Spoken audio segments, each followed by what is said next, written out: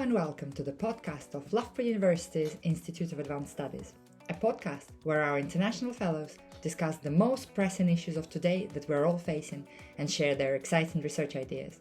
We hope you enjoyed today's talk. Thank you for tuning in.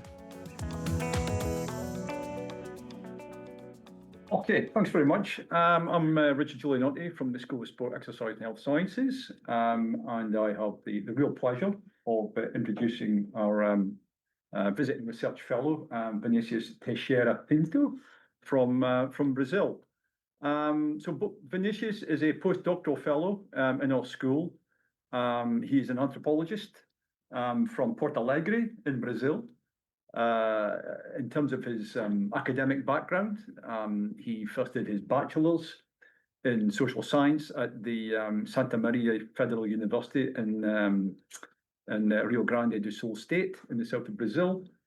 He did his master's in social anthropology at Santa Catarina Federal University, and he did his PhD in social anthropology at Rio Grande do Sul Federal University in Porto Alegre, completing that in 2022.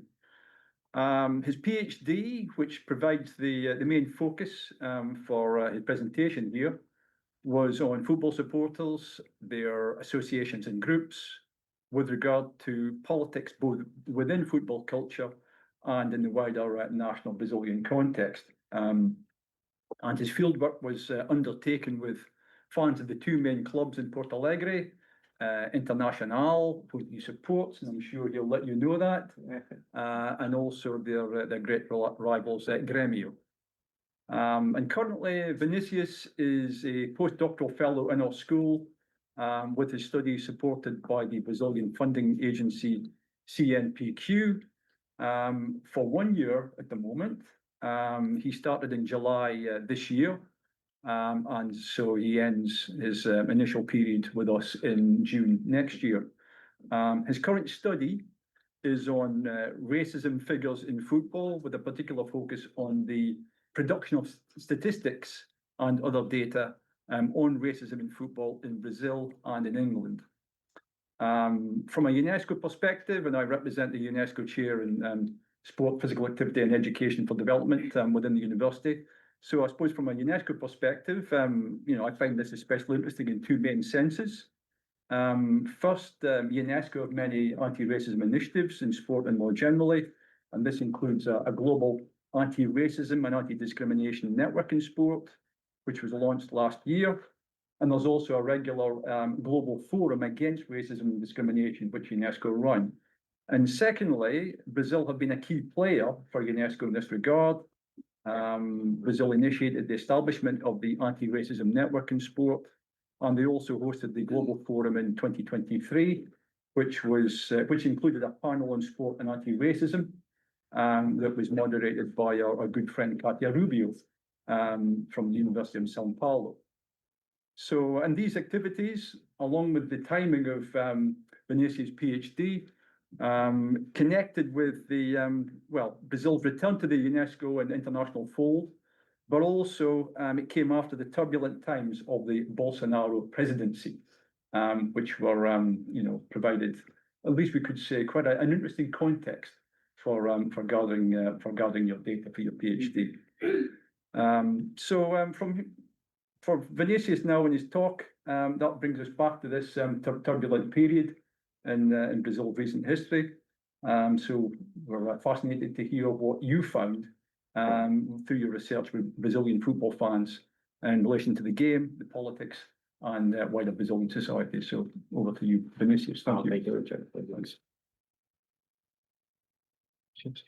Okay. Well, first of all, thank you, Richard, for the introduction. I'm thankful to the IAS to this opportunity to be here talking with you. Well, as you know, my name is Vinícius. I am a Brazilian social anthropologist, and I'm here in Loughborough in the School of Sport, Exercise, Health Science, under supervision of Professor Giulianotti. For a year as a CNPq postdoctoral fellow. Richard talked about my current research, my current project. But that's not the focus of my talk today, because this is really initial project. It's in its first stage. And I will talk mostly about my previous project. It was my PhD dissertation. We could translate it to English. It's something like supporter societies, the way that supporters produce sociability and associations derived from football clubs in Brazil. Uh, and why I'm talking about it? Because this is how I started working. I started thinking about human rights, citizenship, and sport. Okay. Well, the proposal today is talking about democracy, democracy in football, but democracy also in national politics. Ideas that started in football venues, in football pitches, in football forums. So this anthropology of democracy and politics. It's a proposal to produce ethnographic theories about democracy. So not philosophical theories about democracy. For now, I would like you to stay like 3 questions in mind while I am presenting this topic to you.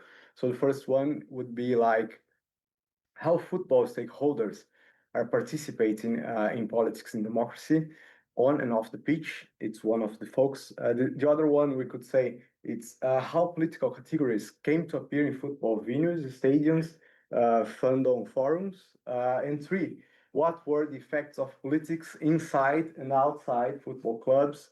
And the other way too, the opposite way, how this football politics impacted in Brazilian national politics in the last years.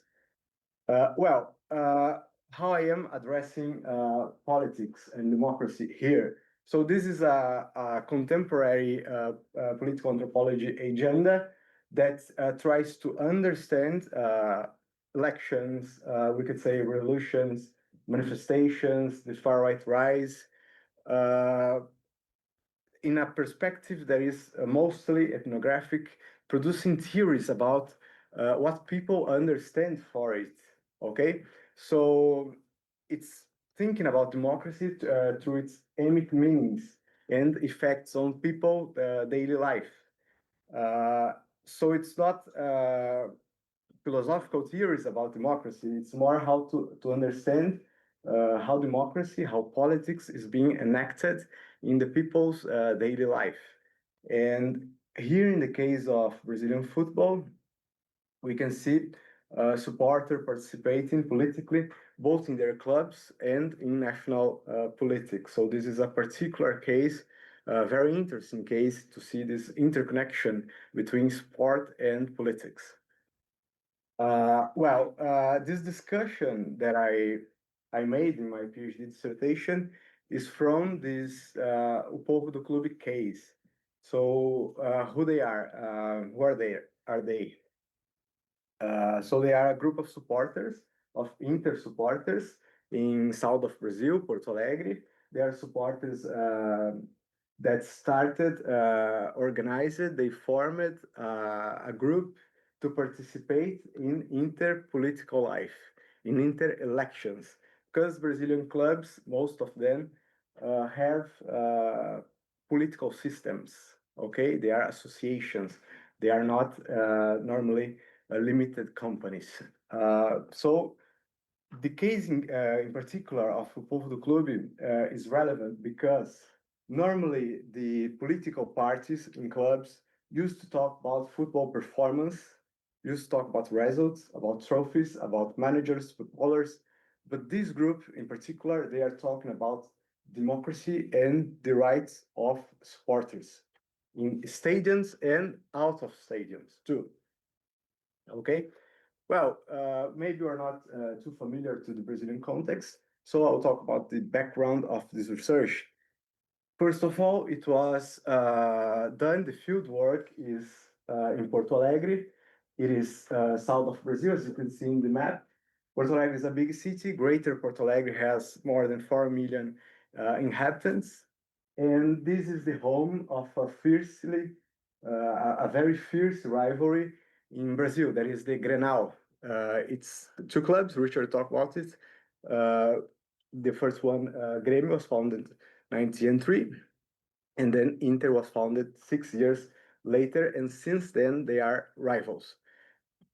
These two clubs, they have more than 50 million supporters all over the country. They are hegemonic in the south of Brazil, both in Rio Grande do Sul, Santa Catarina, some parts of Paraná. They are hegemonic in other parts of Brazil as Mato Grosso do Sul. And this is a rivalry, a centenary rivalry that implicates symbolic elements of social class and race. And we can talk about Brazilian history in social class and race, talking about this rivalry, okay? Well, as you are not maybe familiar to the Brazilian context, these are the two clubs, Grêmio in blue, Inter in red. Okay, very influent clubs and very well succeeded clubs in both in continental instances and international instances and national competitions. So talking about the beginning of this rivalry, and this is important to understand how democracy come to appear in 21st century, we have the moment when football arrived to Brazil and to Porto Alegre particularly. Football was, as other sports, a sign of modernity and used to be played in elite social clubs. In the case of Porto Alegre, Germanic social clubs used to play sports. So when football arrives to Porto Alegre in 1903, Grêmio is founded after the first football match, precisely by the Germanic Porto Alegre community. Porto Alegre, Grêmio was not really a Germanic club in the sense that was cultivating Germanic identity, but we can surely say that Grêmio was a club created by people from German heritage and from the local elites of Porto Alegre. Okay, 6 years later, three brothers arrived to Porto Alegre, the Pop brothers. They try to be members in Grêmio, but they are rejected. There are no explicit reasons for that. There are no documents that could state what happened, but due to this composition of Grêmio at that time and of other social clubs, we can easily understand that it is due probably to their background and social origin. They are not Germanics, and also they are not the elite of the city. After the rejection, they create a new club. It's Inter. Well, the name Internacional, we could translate as international, suppose that no one should be discriminated by its nationality. And this club is not properly elite club, not properly low income class club. It's more like a middle class club.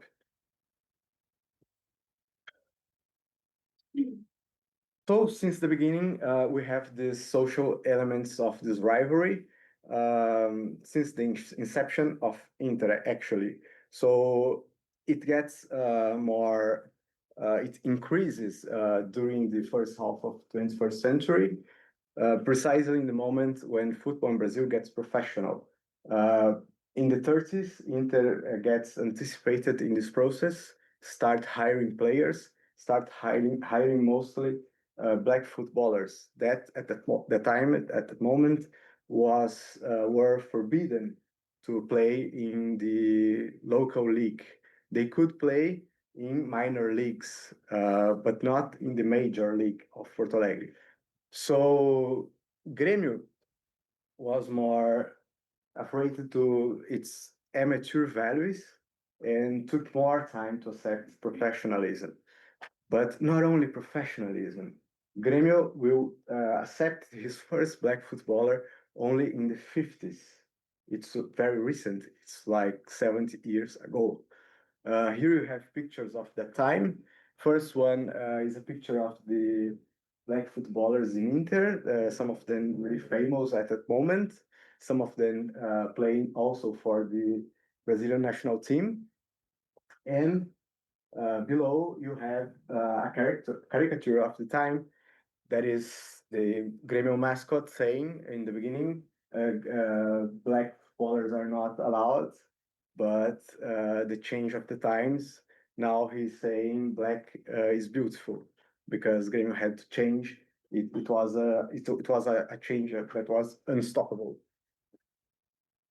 Okay, this rivalry also was territorial. So Grêmio was a club in the central area of Porto Alegre. You have here the center of the city, but you have also here the most affluent neighborhoods, even today. So Grêmio is in blue, Inter is in red. It was the second district of the city. At that moment, it was not a central area of the city. Okay, and also linked to black territories of the city. Okay. So it's a rivalry that is that condenses elements of social class, of race, territorial elements from the beginning. And here comes my PhD dissertation. I wanted to understand contemporary how football groups are formed, are created, derived from their clubs. In the case of Brazil, how the torcidas, that's how we call the fandoms, the organized fandoms, are formed, how they start and how they disappear, why they start and why they languish, and why they form different groups, if they are all Inter supporters or all Grêmio supporters, why forming new groups? Okay, it was a 4-year project. It was an ethnographic approach. It means that I was trying to understand the formation, the creation of these groups from the perspective of these supporters. Well, I was following them, I was talking to them, I was living near the stadium. I was trying to be part of this daily life to understand the process that form a torcida, okay, a supporters group.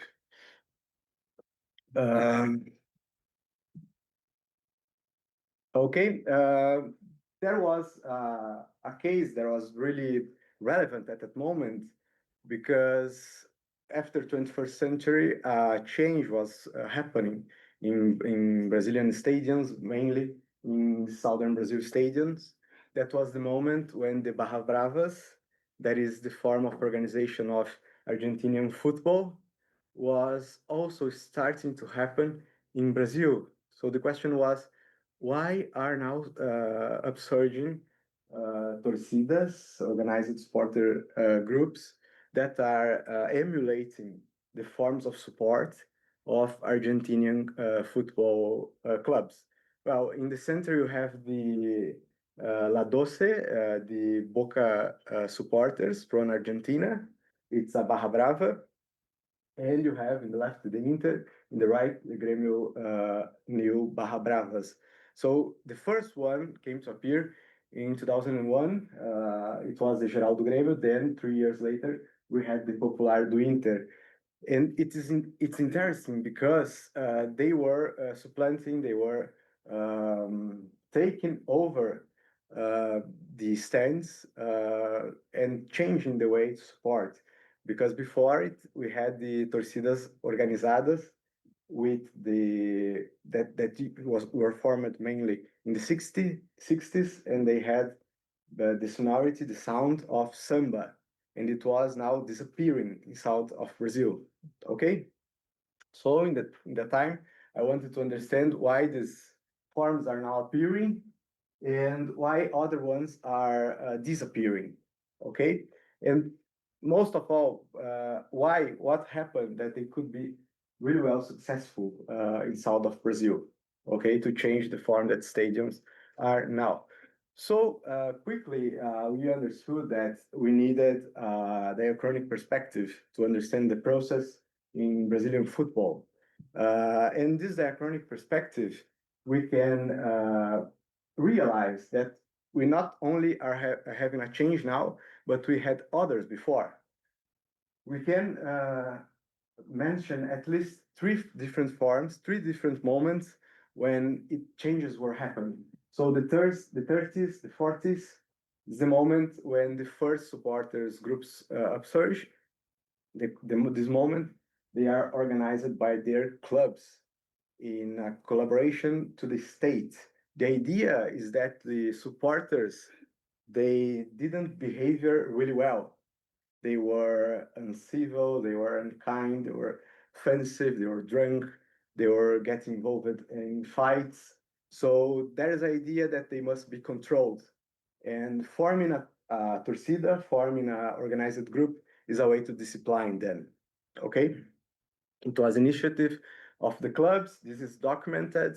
You can see in Inter documents, you find it, the creation of the first torcida in Porto Alegre. Then you have the 60s, another change is coming, not only in politics in general, not only in culture in general, but also in football. Now the young sporters, they don't want anymore to be controlled by the club. They want to protest. They want to protest not only in politics, but also against the club managers. So they must be independent if they want to protest. They are not allowed to protest in the club form of sport organization. In the 60s, you have the independent torcidas. They bring samba to the stadiums. They bring the drums to the stadiums. And this is the form of supporters that will last for the 40, 50 years later until the 2000s, until 21st century, when come to appear barras in south of Brazil. They are inspired by Argentinian supporters, but we can see in other parts of the country other forms of sporting as the ultras that are inspired in European supporters, as the antifas that are also inspired in European supporters. So we can define this time as the moment of maybe the influence of media, maybe the influence of internet, of TV that makes connected points in Europe, in South America, in Argentina, and can make these supporters can be a new fount of influence for these supporters. Okay, so we have pictures in the first moment, the 30s, when Inter had this first organized supporters, and then Inter goes to a new stadium, a bigger stadium for more than 6,000 people, and now you cannot control that crowd. So it comes to appear new supporter groups, some of them not, some of them small, some of other than really big.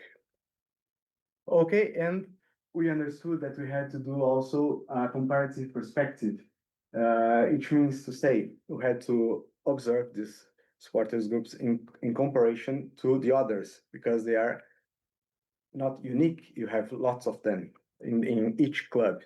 Yeah, and here comes theoretical concept of the thesis, of this dissertation.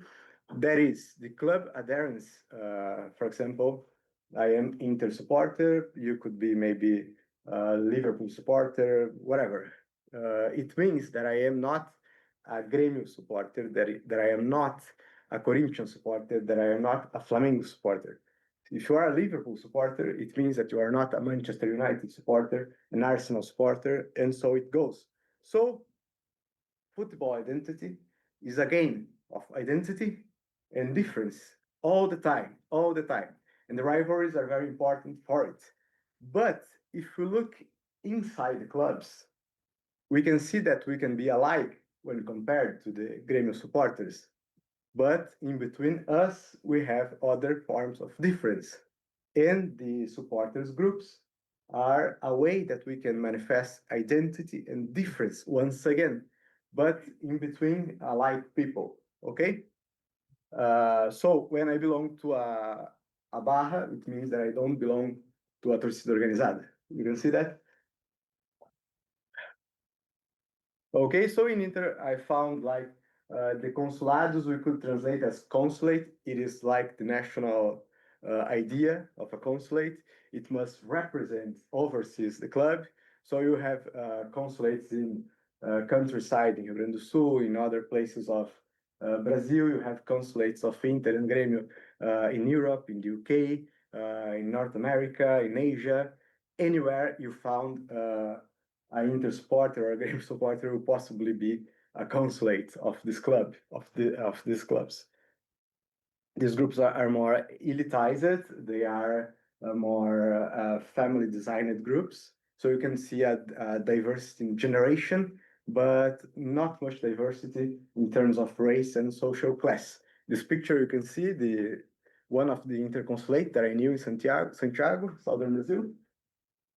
And you can see diversity in generation because they have from kids to retired people, right? But not in sense of race or social class. You can see also women's fans groups that are appearing now in the last 20 years because women are participating in football, not only playing, but they want to go to football games without being taken by a father, a husband, a boyfriend. They want to go to the stadium. They don't want to be harassed. They don't want to be offended, discriminated. So many of them are starting forming women's groups to support football. Okay, Inter has one of them. It is the Força Feminina Colorada. And in the case of the associative clubs, you have the Movimentos Políticos. We could translate it as the club political parties.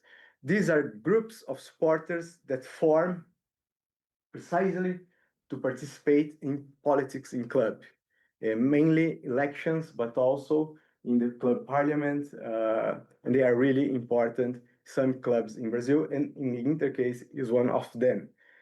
More than 10 in Inter case. Some of them survive to 1 or 2 elections, but other last for more than 20 years.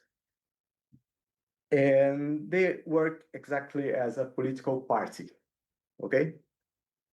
But in club politics. So here I start to approach the question that took me to talk about democracy, okay?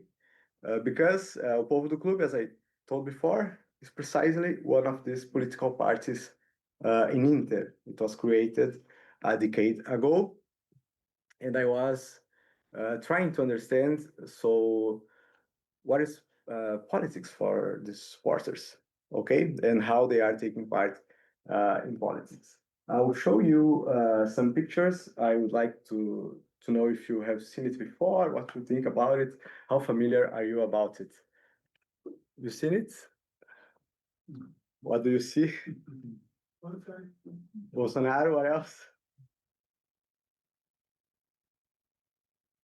It's religious, are they praying? Yes, it is.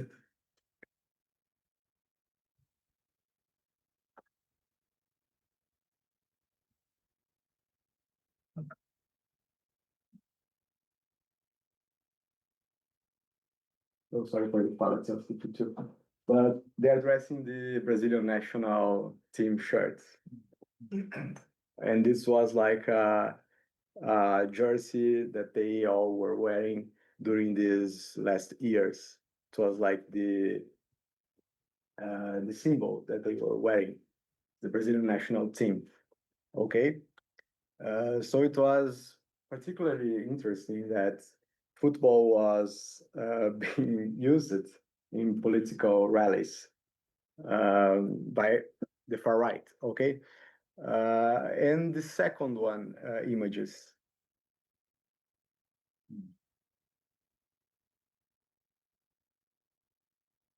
Have you seen it? What do you see here? No national jerseys. It's club colours. Club? Club colours. Corinthians fans. Oh, actually, are they working together? Is that Yes. Fluminense and Vasco da Gama? Yes, So it's- Botafogo, Flamengo. Yeah. So they're separate fan groups. And they have banners. Yeah. Yes, you have the Rio supporters. Here we have the Corinthians supporters, Inter supporters, and they have banners. And these banners, I can translate to you, but in general, they are talking about defending democracy. Democracy. So our supporters of all Brazilian clubs, some of them identified as anti-fascists, some of them with LGBT flags, some of them with flags of Lula. Okay. Well, the point is that those images are all Bolsonaro era images, and it was from 2019 to 2023. It's almost precisely the moment when I was producing my PhD dissertation, so I couldn't ignore it, because people are taking their football adherence and belongings to the streets to talk about politics. Okay?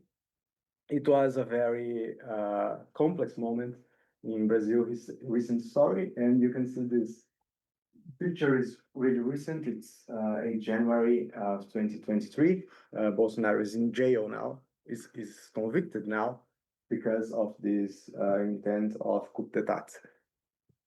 Okay? And they were wearing Brazilian national football shirts. So I started to realize that football fans, football supporters, they are acting both in football politics and in national politics.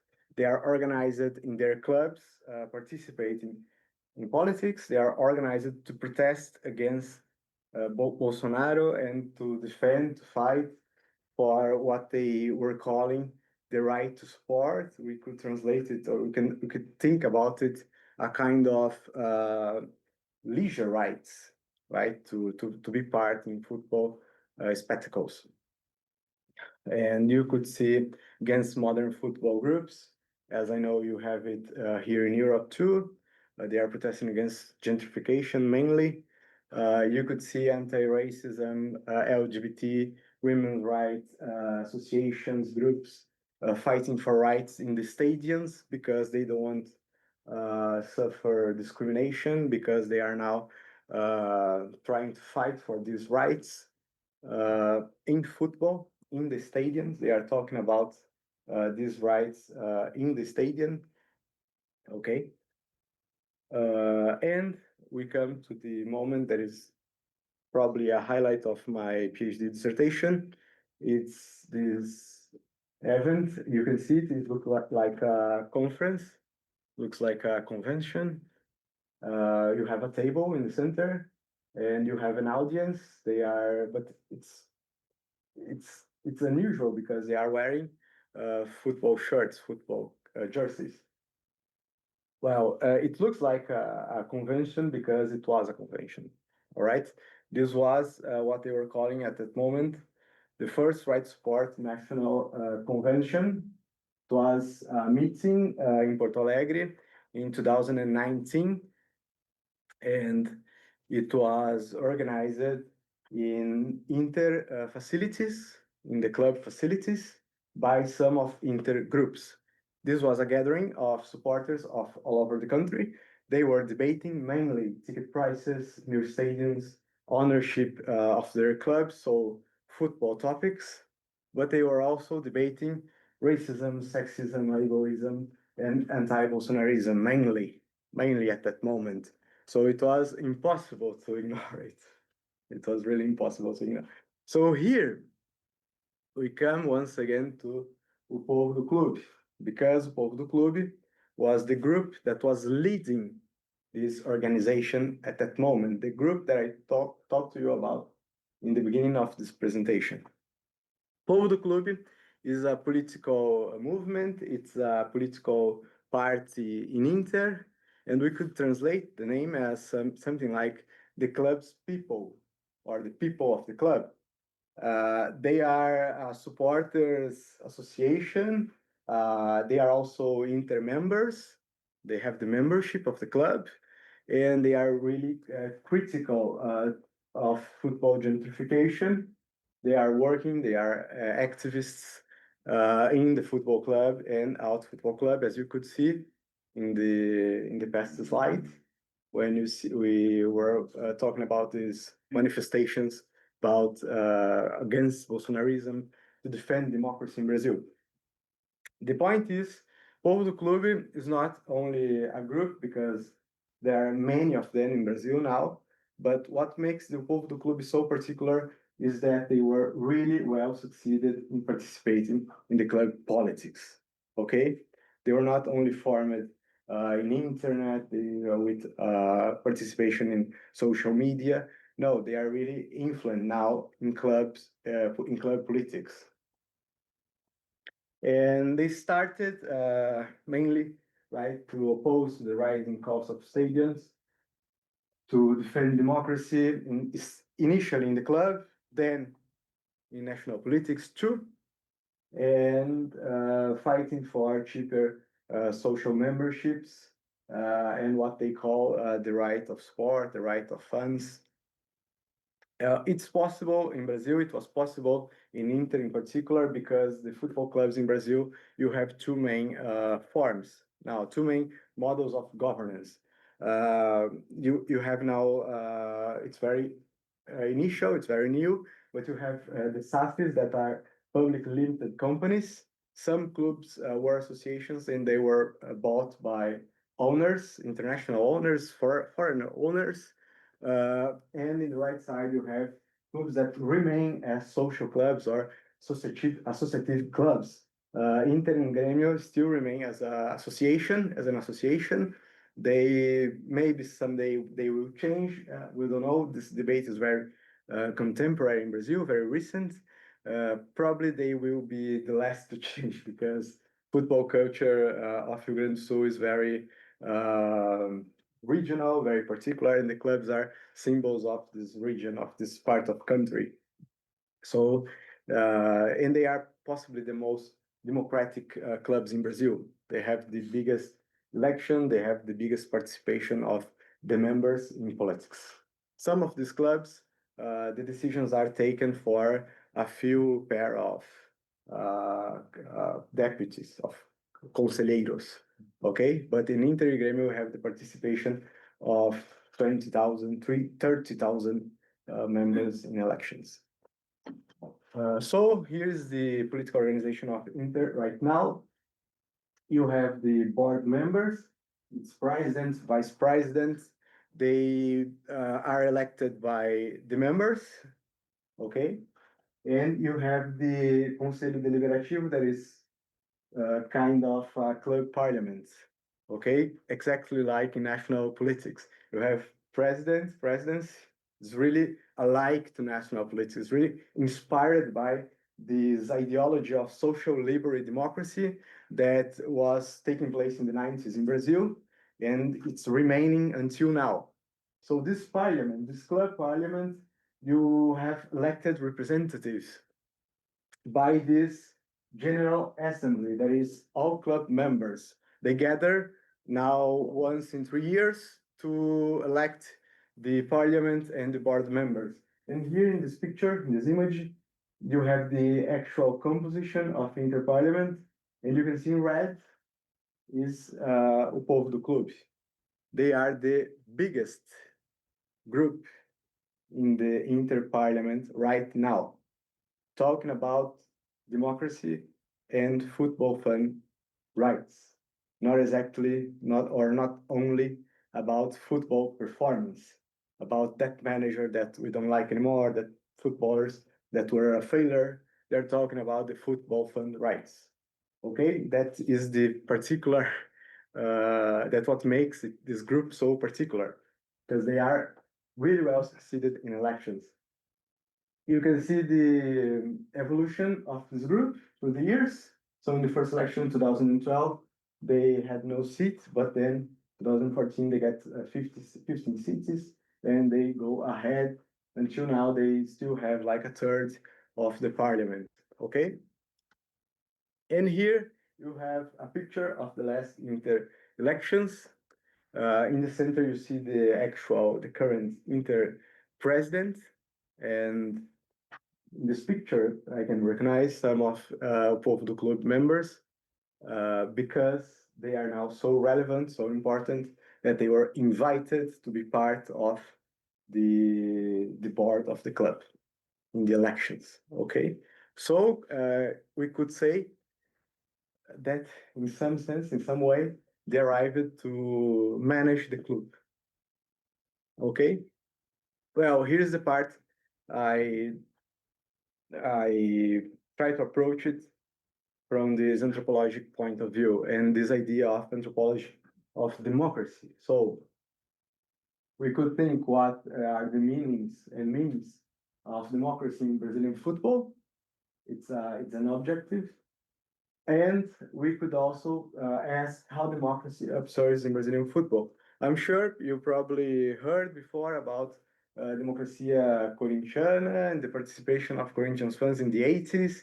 And it's a very initial association. It's probably the first one we have in mind because they are so relevant at the moment fighting against dictatorship.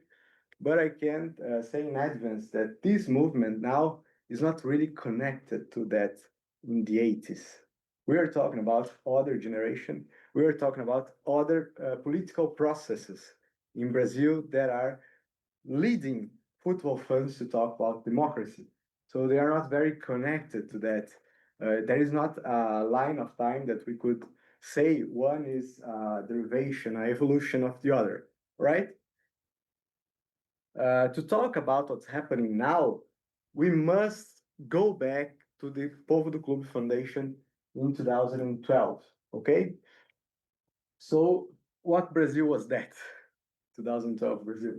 It is the Brazil of the mega events Brazil, okay? The World Cup was to take place in Brazil in 2014, the Olympics in 2016, and this moment is really ambivalent, is really complex for Brazilian politics. And to talk about politics in Brazil, we must go back to this moment. This time, o Povo do Clube is created, is founded mainly to oppose the Beira Rio, the Stadium of Inter gentrification, because the Stadium of Inter would be one of the venues of the World Cup in 2014. In this map, you can see 12 stadiums, all that were about to be built or renovated for the World Cup. Okay, so the World Cup is not really well received by Brazilian population in general. There is a kind of dissatisfaction, strong dissatisfaction, general dissatisfaction against the World Cup, and you can see it culminating to 2013 June manifestations in Brazil. Maybe you heard about it. We call it in Brazil the Jornadas de Junho. It was a wave of protests. It lasted for more than a month, and it took place all over the country from north to south. In these manifestations that also coincided with the Confederations Cup, FIFA Confederations Cup, that was taking place at that moment, and the fiercest protests happened during the competition too. In this moment, people are taking banners, people are chanting and saying, FIFA go home. We don't want the World Cup. The World Cup won't happen here. We won't allow it. Okay? So this dissatisfaction was, in the end, it was turned mainly against Dilma government. Dilma Rousseff was president of Brazil at the time. Dilma was of Workers' Party, successor of Lula, and this dissatisfaction were taken mainly to her. She was booed in the inauguration of the Confederations Cup. And this is the moment when the Povo do Clube upsurges. But the Povo do Clube in this moment is not really protesting against Dilma. O Povo do Clube is protesting precisely against the Beira Rio gentrification. Because in that moment, the World Cup coincides with the moment when Inter has won more than 100,000 members, And this is a moment that it's almost mandatory to be a member to go to a football game in Inter. If you're not a member, you probably won't see the most desired matches. And you have rising ticket prices in not only in Beira-Rio, but in general. Okay, this is the moment of the renovation, the Beira-Rio renovation. You can see in these pictures, the stadium was conserved only its outside, but it was demolished by entire. And during 2 years, Inter was not playing anymore in Porto Alegre. Inter had to go to play in neighbor cities, 100 kilometers near. So it was really difficult, really hard to keep supporting the club during this moment. It was playing mainly in Caxias do Sul. There is a neighbor city, but you have to travel there. It was really complicated. Okay. So, o povo do clube is protesting, not exactly against Dilma, not exactly the Workers' Party, is protesting precisely against the changes that were taking place in Inter, in the Beira-Rio Stadium. So they decided to form a group to participate in politics in the club. Okay? And here is the imagery. They have now, it's kind of a nostalgia. It's kind of a poetics of nostalgia. I'm naming it of this Beira-Rio, this past Beira-Rio, that they had it before and they are losing. They lost it. It was much more diversity, much more diverse place, uh, mainly in terms of social class and race. And the symbol of it, the image of it, is the sector of the stadium that is the Coreia. Maybe you heard about Geral. Maracanã had a Geral. It's kind of a Geral. The Coreia is the most precarious sector of the stadiums, of the stadium, where people used to be, where it would be very crowded. It used to be very cheap. You could go there for a couple of coins at that moment, and the sector was closed. Um, so Korea means literally Korea, because the Stadium of Inter was built in the 60s, and there was this image of the War of Korea, and the idea is that the place was like the War of Korea. So when the stadium was built, so the name remained, the name lasted. So probably the early generations don't know why the name was, but anyone knows what is Korea of Beira-Rio. In this Korea of Beira-Rio, the supporters used to be really close from the pitch, really near from the football players. Here you have an Inter football player celebrating with the supporters. He also used to be before a supporter of Inter, and he's very happy because Inter was champion at that moment. He's going to celebrate with his former fellows of Korea. So this is kind of a nostalgic image idea of what Beira-Rio was and of Beira-Rio what should be once again. Povo do Clube was very successful also in interpolitics by creating a new modality of membership that is for people that are from low income classes, okay? And is very cheap.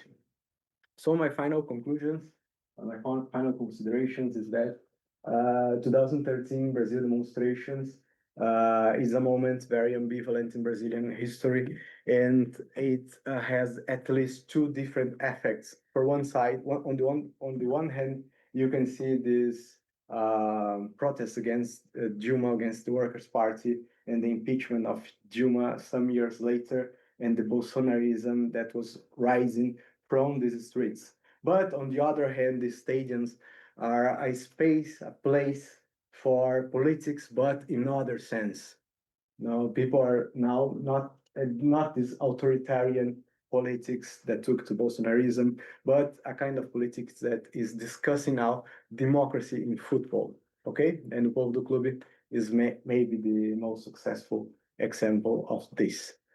So here some of the reference that I mentioned, most of them of the anthropology of democracy.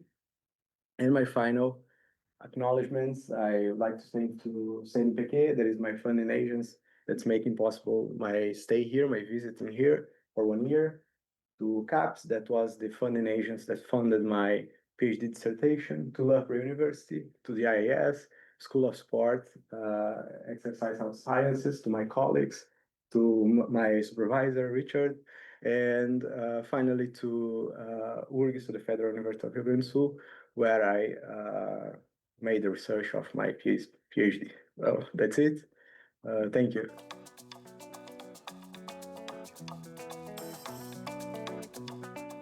Thank you for listening to the podcast of Loughborough University's Institute of Advanced Studies.